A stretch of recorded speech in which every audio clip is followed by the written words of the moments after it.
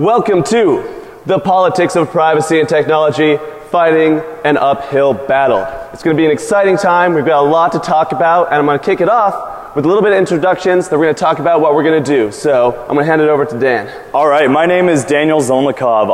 I'm a representative out of the state of Montana, so I serve in the state of Montana in Helena. I do not... Wait, I'm a politician, so I don't really expect that yet until you figure out what we're trying to do. So we'll see. Let's see, really quick, just the basics of why I ran for office. I ran because I don't like what's happening in politics. Everybody runs for that until they realize how the game works. Well, I didn't like how the game works as well. So you'll see how I stood up to some of those interests and what we tried to do on behalf of people, not special interests. One little nice side note is that I still have a BlackBerry, so hopefully it's like the one thing that won't be hacked during this entire conference.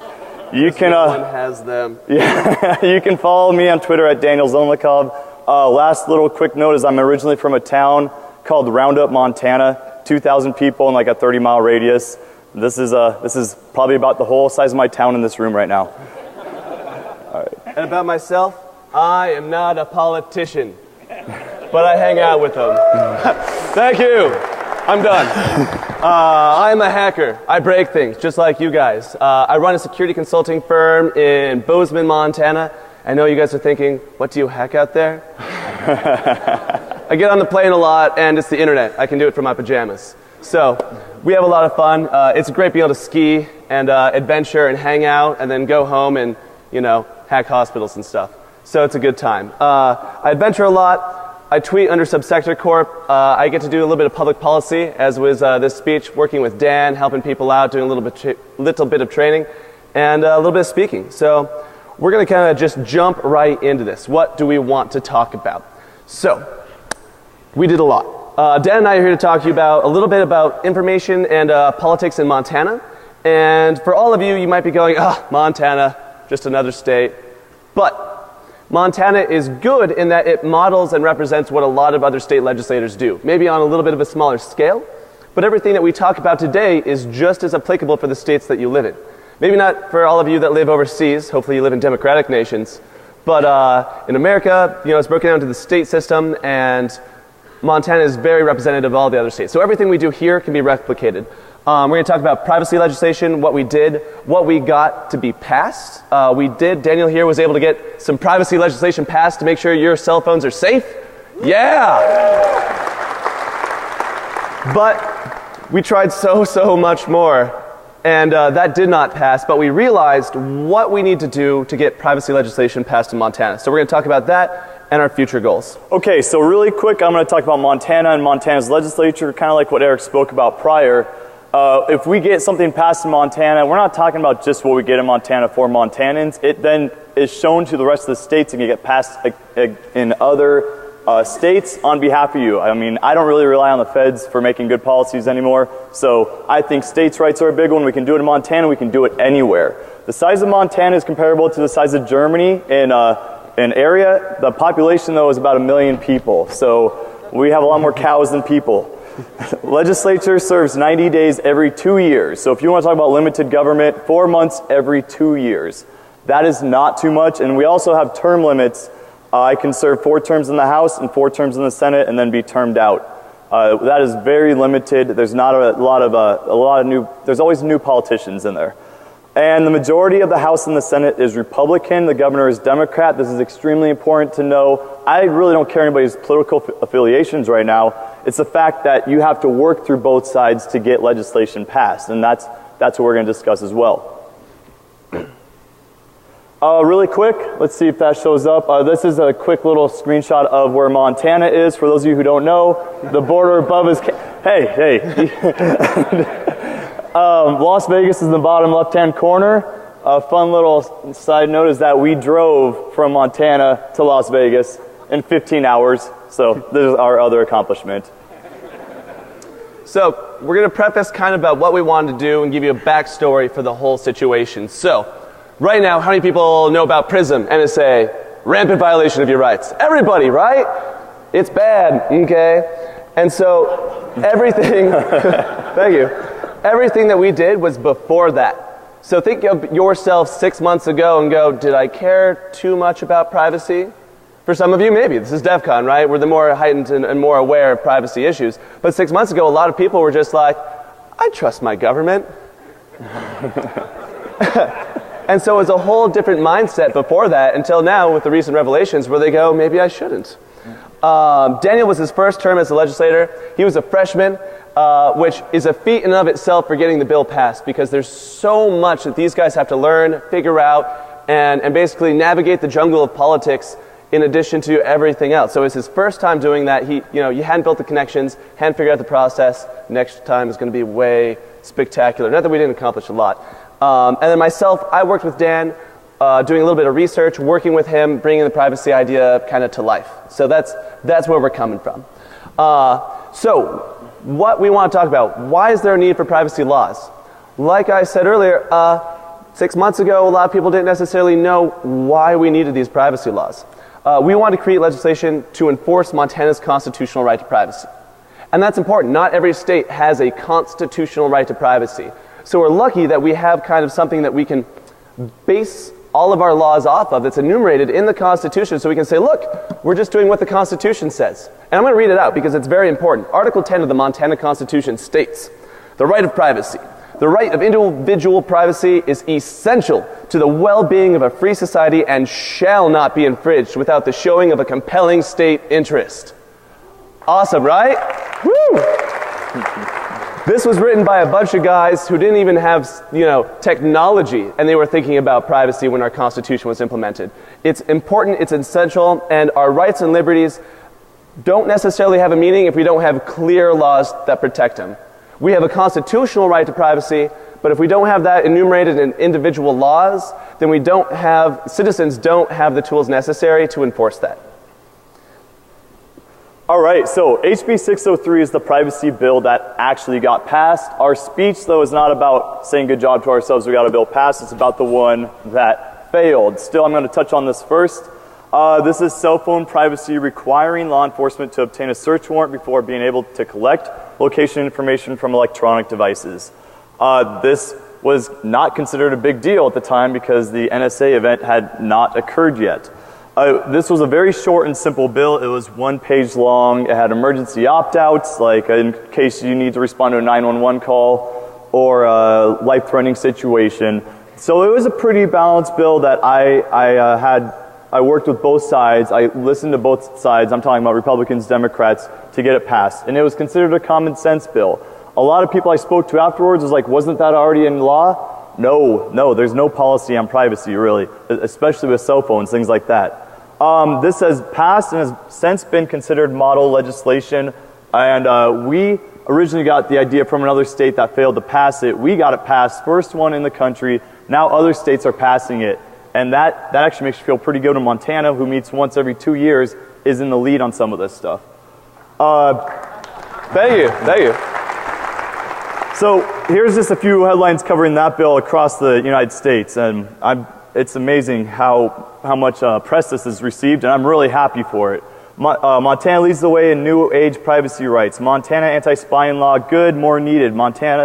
With Montana's lead, states may demand warrants for cell phone data. If you don't want the government to spy on you, move to Montana.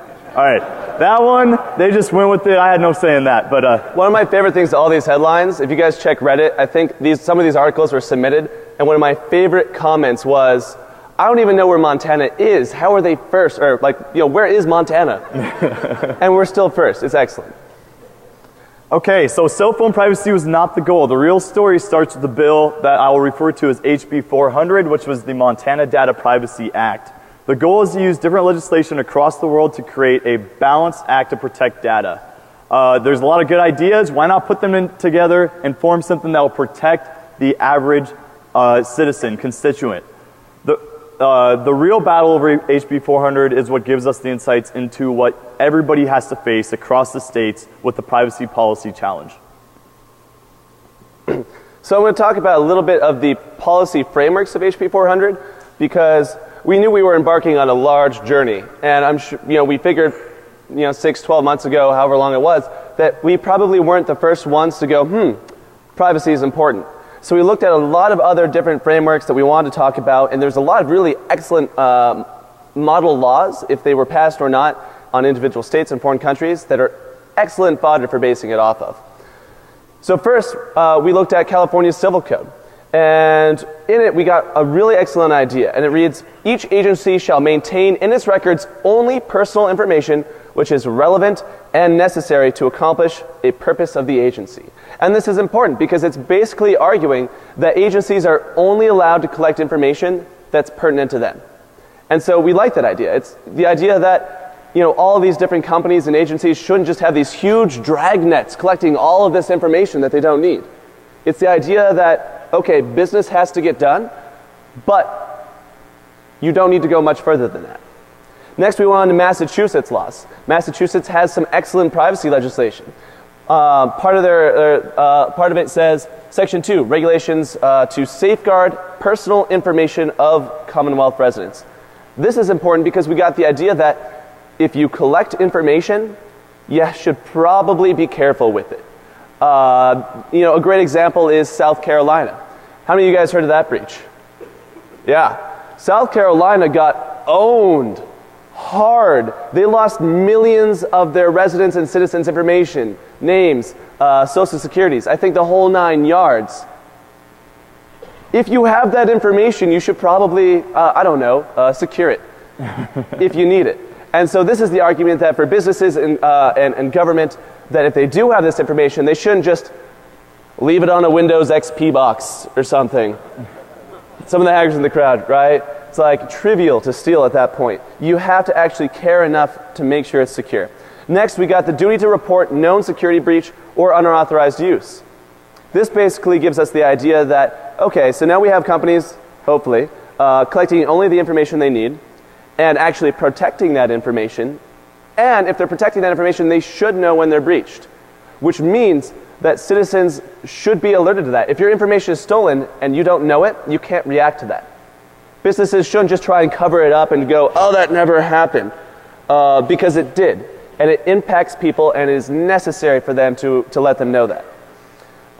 Next, we want Germany privacy laws. So a little side note about me is all my grandparents are immigrants. Half of my grandparents from my mom's side are from Italy. From my dad's side, his parents are from Russia. And they had to move away from Russia when communism basically took over and took out the czars, all that good stuff.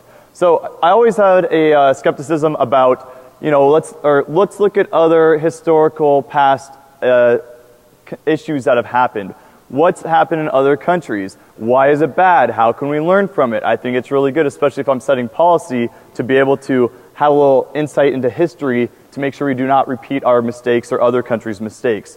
Well, Germany's data privacy laws, basically, they have a few things that we looked and liked. And I think most of the reason why these were created was because the Stasi, when the Cold War era was, the secret police were watching over East Germans. It was collecting all this information about them. It was the secret police. So from what I understand, these laws are put in place to protect the German citizens. And that includes preventing organizations from collecting any personally identifiable information without obtaining permission from an individual. And that includes name, birth date, phone number, IP address, personal address, things like that. Then there needs to be permission for the collection of data, which must be specific, including how, where, how long, and for what purposes the data will be used. And then individuals may revoke permissions at any time, and policies, procedures, controls must be put in place to ensure that all the organization's data is being collected. This is a major point. This is the consent to have information collected. We'll hit that over and over. It's one of the most important points of our entire piece of legislation. Okay, so the creation process. You go research. Oh yeah, I'll talk about research. Thanks, Comrade Zolnikov. I'm just kidding. So a lot of research went into this. A lot. But that's a good thing because we were able to say, hey, we took a look at what everyone else is doing, how it impacted those other countries, and we could use them as a use case and go, hey, look, Germany can do it, why can't we? Because throughout the whole process, lobbyists, business people, everyone just kept going, that's impossible. That's never going to happen. And it's nice when you can have a clear case that goes, yes, It's already been done. And so we did research into what everyone else was doing and into what we wanted to do. And we're going to talk a little bit more about that when we go in depth on HB 400. But basically what we did, we researched the bills, we drafted this lengthy human readable document, something that you and I could understand, and then I kind of tossed it over the fence to Dan to let him handle it. And the best thing about a state with a very low population is I went to college with Eric. That's how I originally know him. He gives me a call. He's like, hey, let's look at this type of policy. We're trying to do this. Well, all of a sudden, I'm the representative, and I call Legislative Services with the draft that he wrote and he put together, and I send it to them, who then put it into a bills form. That is your true form of representative government, in my opinion. So we did, that's exactly what happened, and the Legislative Services is a group that works for legislators to, like I say, put it in form that can actually become law, and goes from our notes sketched out to a basic form of language. It's the foreign language called legalese. Exactly. As far as I'm concerned. So then they send it back, we read it, we say, no, that's not exactly what we meant, we send it back, they do it, and then we send it back until we both think it's pretty good. And then it all came together into, dun-dun, HB 400. Yeah. This is the big bill. This is the meat and potatoes of our presentation. This is our basic lining out of what we want to see privacy in not only Montana, but the United States. So we're going to talk about the main points of the bill, and then some of the issues that we had getting it passed. I mean, call me naive, I kind of thought, oh, I'll put all these great ideas together and then they'll get passed by government. Turns out it's a little bit more involved than that. So we're going to talk about that, some of the issues, and go from there. So to talk about the main points. A lot of these, you know, it's going to feel like you've already heard them before because I talked about other types of legislation that we had pulled from. So point 1 of HB 400 was that data subjects must be given notice when their personal information is being collected. Pretty easy, right? It's something that would be fairly easy to implement and fairly easy to do. It's saying that if you are giving your information up and a company is going to be using it, they have to tell you. It's building awareness because a lot of people don't realize that when they get that information or when they go to Safeway and use their Safeway card, which gives them a 5-cent discount, they don't realize that there's a secret little transaction going on where the company is basically getting all of their purchase history and then selling it. They need to realize that. They need to be told this is happening. Next is personal information may be used only for the purpose stated and not for any other purpose. And this kind of ties in with the California law, which is stating that they should only have the information necessary to do their job. So, you know, there's no reason for your bank to be selling information or using it in a healthcare manner. It's basically keeping these things separate and distinct. Next is personal information may not be collected or disclosed without the data subject's consent. As it stands currently, your information is being rampantly bought and sold without even you knowing, without your consent, and that is a problem. You need to have ownership of your data. You need to know where it's going, who has it, why it's being sold. Then we get on to points 4 through 7. Personal information that is collected must be kept secure from any potential abuses. Already kind of talked about this. If you're going to have data, you should protect it. Next, data subjects must be informed as to who is collecting the personal information. You've got to understand who's collecting your information so that if they do have it, you can reach out and say, hey, I would like you to delete that, or hey, I'd like you to update that, because that ties into data subjects must be allowed access to their personal information to make corrections on any inaccurate data. Kind of one of the ones that we kind of slid in there at the end because the idea being your information is being traded all around and it is needed for legitimate business in certain circumstances. And so because it's your data, you should have the opportunity to update it. One of the great examples is credit reports. Right now it's kind of a black box on where they get their information from and who knows if it's accurate or not. You should be able to review it and go, no, that's not me, or that's when someone stole my identity, and have the opportunity to fix it. And then we jump into data subjects must have a method available to them to hold data collectors accountable for following the principles in this section. And this is one of the most poignant clauses in the entirety of this. It's saying that people now have recourse for when their privacy is taken. They have recourse for when these companies rampantly disregard for their privacy. They now have legislated action that they can refer to in civil suits if a company violates this. We have it in our Constitution, but by having it in a law, it allows them to do so much more. So that was HB 400 in a box. So we're going to talk a bit about, we had this great idea. We've built this giant framework for privacy. What are some issues we had? One of the biggest ones was definitions. And then we had opt-outs and extenuating circumstances and a little bit of things with small business. One of the biggest ones is definition issues. When we wrote this, when you get into a project and you start using the terminology, especially in technology, you just kind of start to use the inside terms. But to someone on the outside, it doesn't necessarily make the same sense. And so to counteract this, we try to have all these definitions, like agency, blocking, business, collection. And a lot of the legislators just kind of read it and glazed, their eyes glazed over. And it doesn't help with phrases like data subject being hard to differentiate from customer and individual. So we realized we really need to tone down the language of the bill, for Montana at least, for it to be understandable by representatives and citizens alike. Okay, so I'm going to go back to the politics side of it. Please don't get political and too motivated on your side of the aisle versus what I stand for. I am a conservative Republican. The Republicans had the House and the Senate. This bill had to keep that in mind because Republican conservatives are they listen a lot to make sure that it's a business-friendly environment so it can stay competitive, so they don't want to over-regulate industries. Well, there are a few overreaching clauses, and this is probably the biggest one that we had in that bill, which was probably a little bit too far, which I actually think is too far myself now that I've really read it, focused on it. And I'll read it as quick as I can. A business may not refrain from conducting commerce with an individual solely because the individual refuses to consent to the business's collection, processing, or use to the individual's personal information, except when the personal information is genuinely needed for the business to provide the service or product requested to complete a financial transaction or to comply with the law.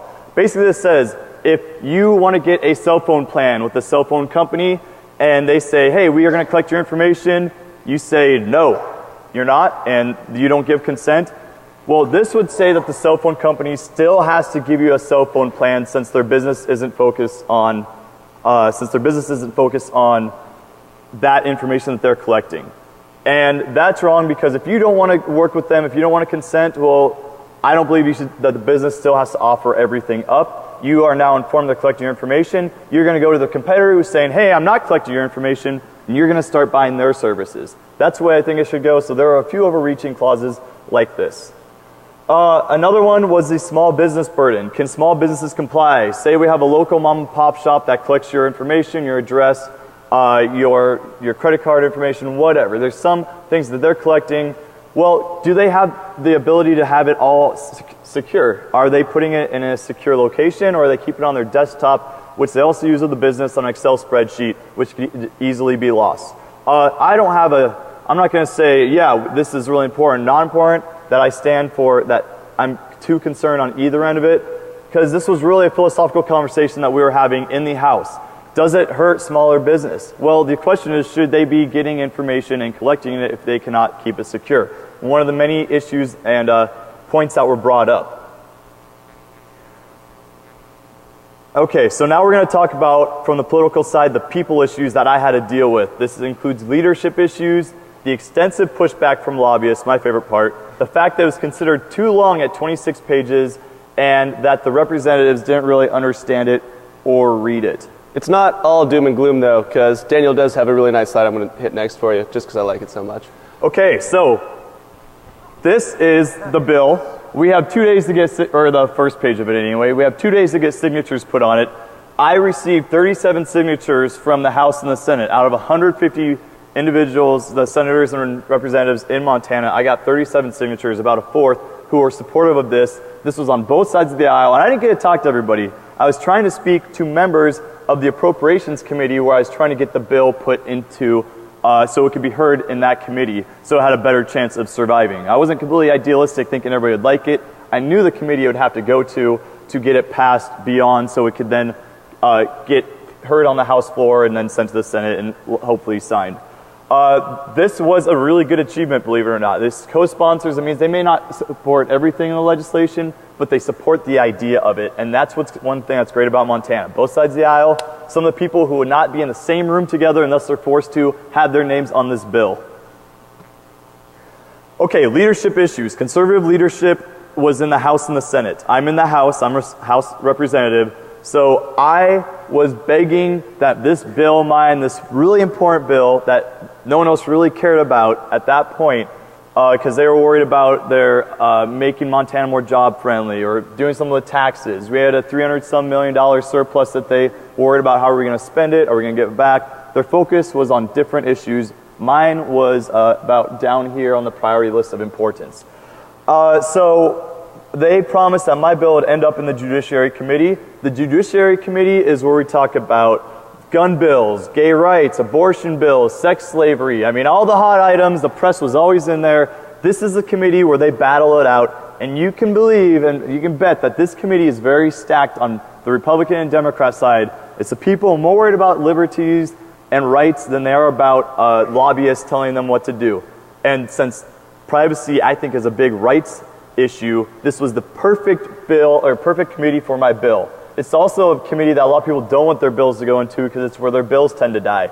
I was begging to have it in there. Please put my bill in appropriations. Well, in the end, leadership was not concerned about it, and my bill is starting to cause some issues because there's a lot of big business, special interests that were pushing against it from the start. And so the bill ended up being put in the Business and Labor Committee to be killed. So we're going to talk about the lobbyist side of things. I do not really like lobbyists or a lot of special interests.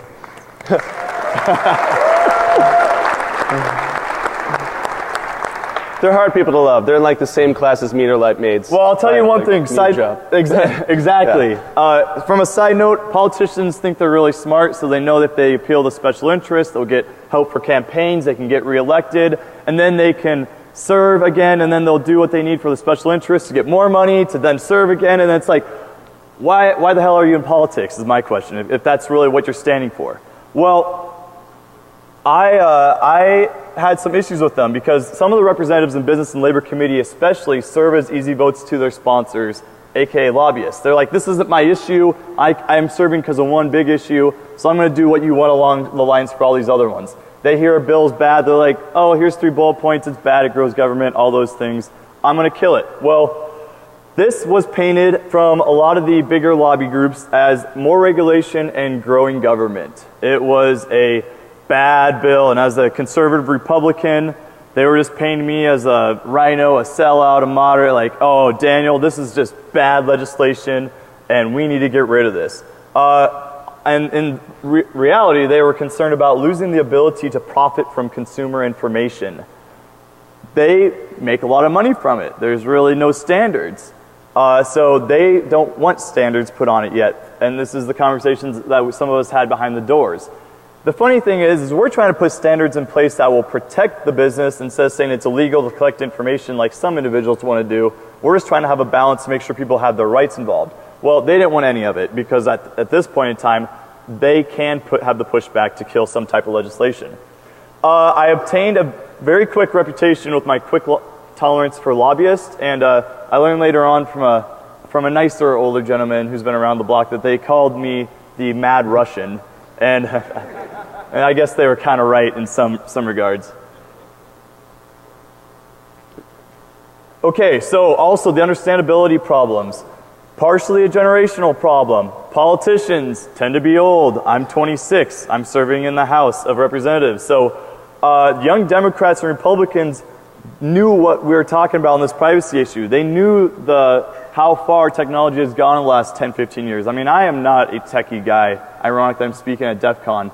Eric is the guy I rely on for that. But even I understand that this is a big issue that we need to work on and at least protect some rights if we can. That's the way I'm looking at it. There were older representatives in there on the Business and Labor Committee who helped kill the bill in the end that barely knew how to use computers, that didn't have a smartphone. I mean, some barely use their phones at all. It was very interesting that they're the ones that we're trying to appeal to, and they don't know what we are talking about. Also, there's a lack of awareness on the privacy issue. Not an important issue. There are bigger issues. Like I said, we had $300-some million to spend. That's a lot more fun spending other people's money than trying to protect people's rights. Here's a really quick story I'll have on the side. There was a bill that we called the Facebook bill. It was more than just Facebook. It was It would prevent employers from collecting employees' login information, passwords, things along those lines. The city of Bozeman was doing it for a while until they got sued. There were other organizations saying, hey, you want to work for me? I need your login information, your password, so I can search through your email account, search through your Facebook. And to me, it's the same thing as, hey, you want to work for me? I got to search through your house and your underwear drawer first. It's a little bit too much. So we're just trying to put some guidelines in place. It passed the Senate 48-2. It got killed in the Business and Labor Committee. Let me go back. Passed the Senate 48-2. This was a very controversial Senate that got some national headlines for how much they hit their heads. And they all voted, besides 2 of them, for this legislation. Business and Labor Committee, it goes to there. The business lobby tells a lot of the business and labor guys this is bad legislation. It needs to be killed. And I heard a story on how there was a guy, a representative in his 70s, from what I understand, barely knew what Facebook even is, not much how to hack it. And he barely knew what it was. He heard that, he asked a younger guy, a younger representative, hey, is this good legislation, is this bad legislation? The younger guy, who appeals to lobbyists and does basically plays the political game, the exact opposite of me, plays it. He told them, oh, this is a really bad bill. This is really bad. It's really bad for business. We need to kill this bill. And there's your policy setting right there. Older guy doesn't know what he's doing. Younger guy says kill it because, you know what, he's more worried about getting a better voting record at the end. The bill sizing issue. The bill is 26 pages long. And it's all new legislation. This is considered a big bill by Montana standards. Obama's Affordable Care Act, I really don't care again what side you are on with that issue, but that bill itself is 1,000 pages. That's a big bill, in my opinion. This is 26 pages in Montana legal speak in the sense that it's really easy to understand Montana code. You can read it not having any law experience and just read it and understand exactly what the code's doing. Very simple. This bill is considered 26 pages long, and that was way too long. And it was complex since we would have to have our own privacy standards for Montana than the rest of the country, which is what we wanted.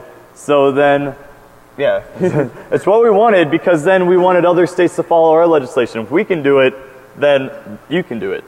It also proposed a lot of new ideas in one document, and if things you don't understand that are new can be kind of scary. So we ran into those issues.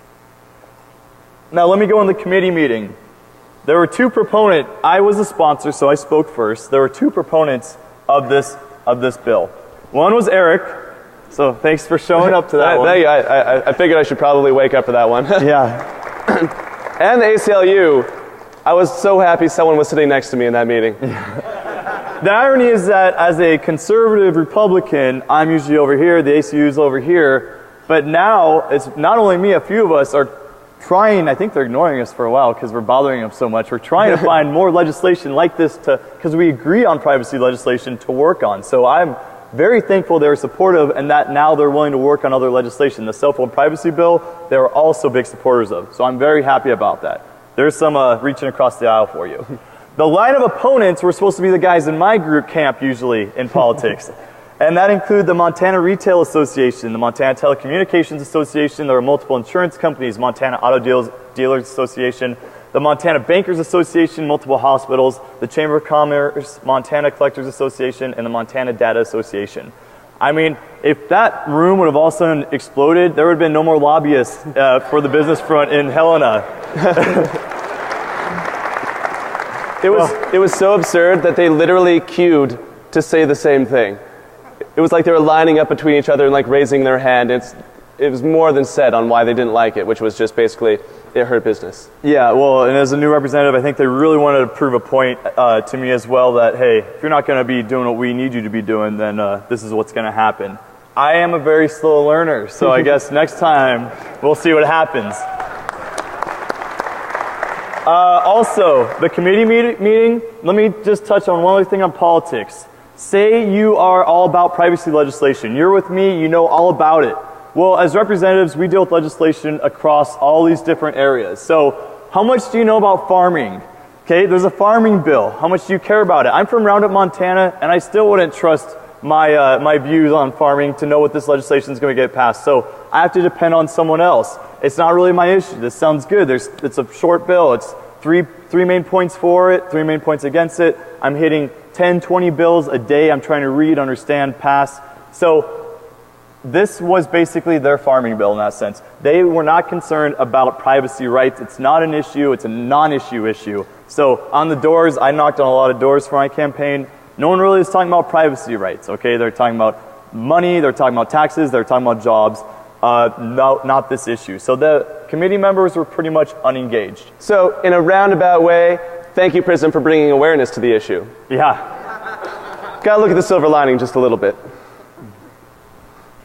Okay, so the end result was that it was tabled in committee. Like I said, it's in the wrong committee in the first place, and nearly all the lobbyists that got along with the Republican side were not supportive of any type of privacy legislation. They're like, well, you know, we want to work with you to get it.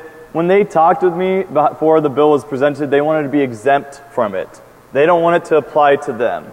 And that's not really what we're trying to do. We're trying to make sure that personal information belongs to the individual. The bill was too large, and most legislators didn't understand the premise of why we needed this legislation. Like I said before, it was a non-issue issue. And then again, it was also HB 400 was considered growing government and creating unnecessary laws. I was considered all of a sudden a big government conservative, and I just whatever. That they could label it however they want. That was fine. I prefer the nickname Mad Russian for you. Yeah, me too. Nice. So the end result was, sadly, the demise and death of HB 400. But like a phoenix from its ashes, we will rise again with more policy and more effort. What we did and what we realized is we tried way too much. 26 pages for Montana is about 25 pages longer than most other bills. So we're going to try and break it down. We realized that at that time, privacy didn't affect people directly. It wasn't something that they could tangibly see and touch and be afraid of or happy about. And so we were 2 or 3 months ahead of our time. And then we didn't really compromise. And Dan, you know, more so I want to thank him for being solid and not compromising on privacy, kinda. He was there the whole way to make sure that we had the full privacy. But what we also realized is, at a certain point, you know, businesses still have to operate. And we can't just put on a lot of legislation to make privacy better on the citizen right side, but make it so burdensome that a small business can't actually operate. So we realized, you know, we still need to work with these people. And then some additional thoughts. We were new to the process. 26 years old, first time serving. There's still a lot to learn. Yeah. Room ahead to grow. There's a lot of informal opportunities that we didn't quite realize had to be done. We didn't fundraise. Apparently you need money to push ideas. I know. However, we're working on it. And we didn't have a motivating story. We didn't have a story that basically, you know, people could latch on to. We didn't have a story that people could look at and go, oh my gosh, this is why I need privacy. And to a limited extent, we now kind of have that story with PRISM.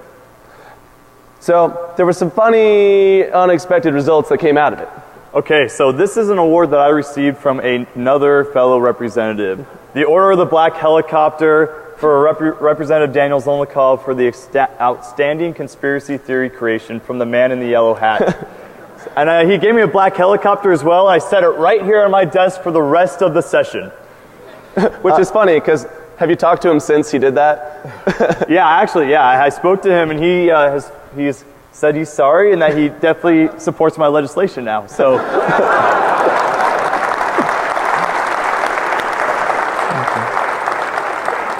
need to buy him a yellow submarine.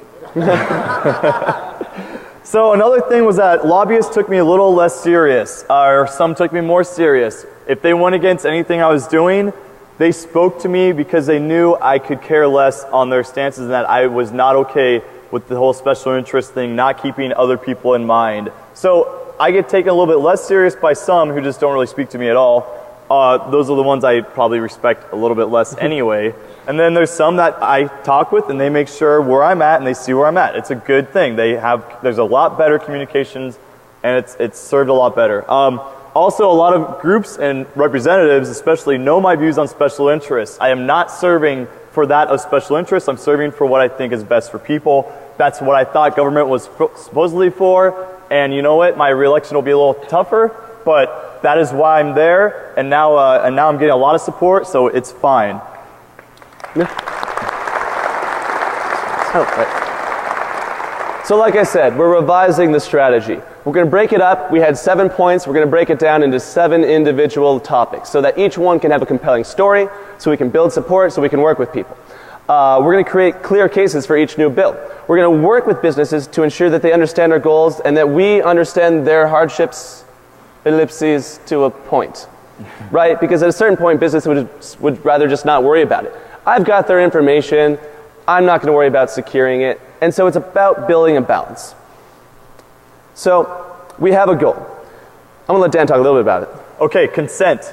It's only 2 pages about, and it's just the first part of the bill. Consent is the most important part because it says that this information being collected is actually your information, not the people or the organizations, the departments that collect it. It's not their information, it's still yours. So consent implies just that. If you give consent, most people will give their consent anyway, but we need it to say that this actually does belong to me. It's the first step on a ladder to privacy.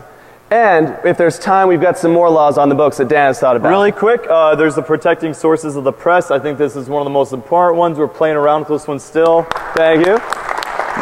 First Amendment. Like I said, we need to start legislating our rights. It's a sad time that we have to do that, but since we've realized that, we need to start today. And that includes protecting the press, and then there's also allowing citizens to disable black boxes from their cars, something along those lines. You driving around, you should not be collecting evidence against yourself for possible future cases. Last one is banning automated license plate scanning and collection for the state of Montana. Yeah! Montana has it. Red light cameras are currently already banned in Montana, so we are just continuing that. We're working on it. So this. Oh, you go for it. Oh, sorry. Yeah, we're in our final minutes, so we're speeding up. It all leads to model privacy legislation. Montana is now a test bed for privacy. It's a test bed for this legislation, so other states can go, where their lobbyists tell them, this is never going to happen, you can go, Montana did it. States' rights, setting a legal precedent for privacy, and working with citizens and not lobbyists. That's what we're working for. So, thank you. It's hard to get angry this early in the morning, but we're almost done. We're almost done. And I'm going to read you something from Wired magazine that gets me a little annoyed, a little angered, if you will, and so I think you will too when you hear it. The Obama administration for the first time responded to the Spygate lawsuit, telling a federal judge the wholesale vacuuming up of phone call metadata in the United States is in the public interest, does not breach the constitutional rights of Americans, and cannot be challenged in a court of law.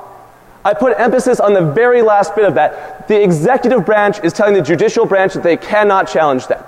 And I submit that when the people can no longer challenge the government, that government can not necessarily be called a democracy.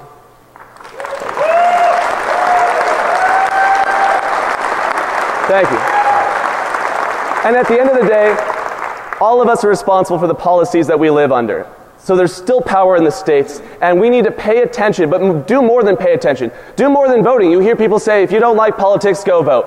I submit, take it one step further. Become a legislator. Get involved in policy, because you can make an impact. We already have laws based on 2 people that have full-time jobs and felt like making a difference. So with that, if you feel like donating to them. Exactly. When you stand up... And might I mention, he's inspired me to run for the next session as well. Yeah, so Eric and I will both be running this next time in Montana. The whole thing is if you stand up to special interests, sometimes you lose their support, but Montana has really low contribution limits of like $160 a person. So the whole thing is, when it's that low, I can say goodbye to those guys and hello to people across the United States who support this type of legislation, want to see it be done somewhere, and actually see it put through. And so we've also included our friend Bryce Bennett. He's actually a Democrat, so if you're I won't donate to a Republican. We care about privacy. That's what we care about. So if you want to make an effort and you want to do something with dollars, right here. Or if you want to contact us and work with us on legislation, we love that too. So guys, thank you. Thank you.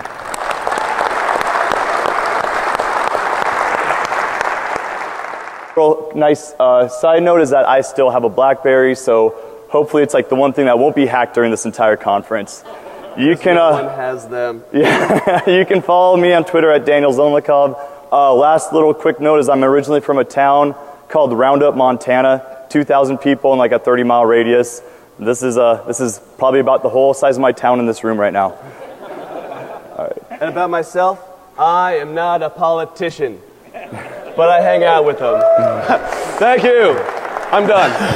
I'm a hacker. I break things, just like you guys. I run a security consulting firm in Bozeman, Montana.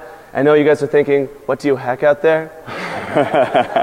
I get on the plane a lot, and it's the internet. I can do it from my pajamas. So we have a lot of fun. It's great being able to ski and adventure and hang out and then go home. Germany, in an area, the population, though, is about 1 million people. So we have a lot more cows than people. Legislature serves 90 days every 2 years. So if you want to talk about limited government, 4 months every 2 years. That is not too much. And we also have term limits. I can serve 4 terms in the House and 4 terms in the Senate and then be termed out. That is very limited. There's not a lot of new, there's always new politicians in there. And the majority of the House and the Senate is Republican. The governor is Democrat. This is extremely important to know. I really don't care anybody's political affiliations right now. It's the fact that you have to work through both sides to get legislation passed. And that's what we're going to discuss as well. Really quick, let's see if that shows up. This is a quick little screenshot of where Montana is. For those of you who don't know, the border above is... Hey. Welcome to the politics of privacy and technology, fighting an uphill battle. It's going to be an exciting time. We've got a lot to talk about, and I'm going to kick it off with a little bit of introductions. Then we're going to talk about what we're going to do. So I'm going to hand it over to Dan. All right, my name is Daniel Zolnikov. I'm a representative out of the state of Montana, so I serve in the state of Montana in Helena. I do not... Wait, I'm a politician, so I don't really expect that yet until you figure out what we're trying to do. So we'll see. Let's see, really quick, just the basics of why I ran for office. I ran because I don't like what's happening in politics. Everybody runs for that until they realize how the game works. Well, I didn't like how the game works as well. So you'll see how I stood up to some of those interests and what we tried to do on behalf of people, not special interests. One little, hack hospitals and stuff. So it's a good time. I adventure a lot. I tweet under Subsector Corp. I get to do a little bit of public policy, as was this speech, working with Dan, helping people out, doing a little bit of training, and a little bit of speaking. So we're going to kind of just jump right into this. What do we want to talk about? So we did a lot. Dan and I are here to talk to you about a little bit about information and politics in Montana. And for all of you, you might be going, Montana, just another state. But Montana is good in that it models and represents what a lot of other state legislators do, maybe on a little bit of a smaller scale, but everything that we talk about today is just as applicable for the states that you live in.